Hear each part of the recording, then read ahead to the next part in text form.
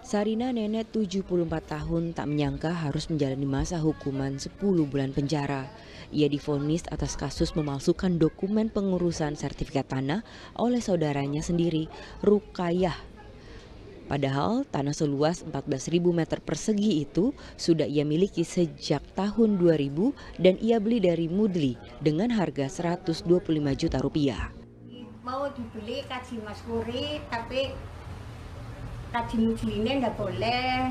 Pak Kaji Mas Muri sudah banyak, saya belum punya tambah, jadi nanti mau dibeli saya aja. Gitu. Itu belinya tahun berapa, Bu? 20.000. Tahun 2000. Iya, tahun 2000. Tapi memang nggak menerima sama sekali ya, Bu? Yakin demi Allah, kayaknya nak redek. Lahan itu berada di Kelurahan Muara Rejo, Kecamatan Tegal Barat. Saat membeli tanah itu, Sarina menjual tanah dan bangunannya.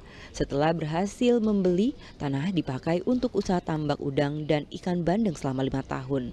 Selanjutnya tanah miliknya disewa Pemkot Tegal sebagai tempat pembuangan akhir selama 5 tahun.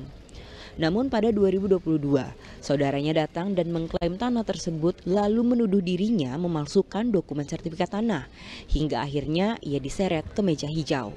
Menanggapi vonis 10 bulan yang dijatuhi hakim, kuasa hukum menilai ada dugaan mafia tanah yang terlibat dalam kasus ini. Pihaknya akan mengajukan banding. Merasa diri menang, kita tunggu 3 tahun mendatang sampai kasasi kalau perlu. Itu pertama. Kedua, mohon maaf, dari pengalaman saya ya, menangani puluhan kali perkara tanah di berbagai kota di Indonesia. Sejak awal kasus ini sudah beraroma, saya tidak menuduh, beraroma adanya mafia tanah. Cirinya apa? Berjemaah, kait-kaitan. Saya tidak menuduh, semuanya begitu.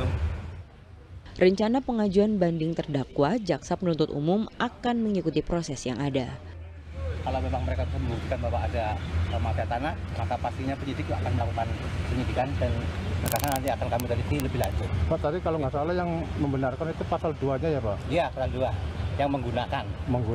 Ya, yang menggunakan. Nah, itu sertifikat itu nanti ditarik atau kembalikan atau gimana, Pak? Setahu kami sertifikat ada di dalam barang bukti, maka itu nanti adalah kewenangan dari pihak yang merasa punya sertifikat, apakah dia akan mempertahankan apa tidak.